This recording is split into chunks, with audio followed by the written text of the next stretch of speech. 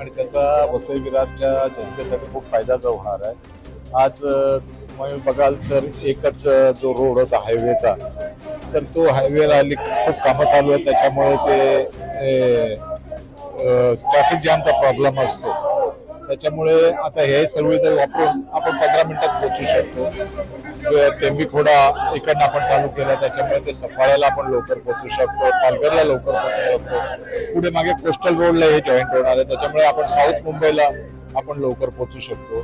तर अशा अनेक सुविधा यामुळे प्राप्त होणार आहेत। तर मी वसई विरारच्या जनतेला आवाहन करीन की या सुविधाचा त्यांनी लाभ घ्यावा आणि जास्तीत जास्त लोकांपर्यंत ही सुविधा पोहोचली तर ही सुविधाला आणखीन आपण पुढे वाढवतो।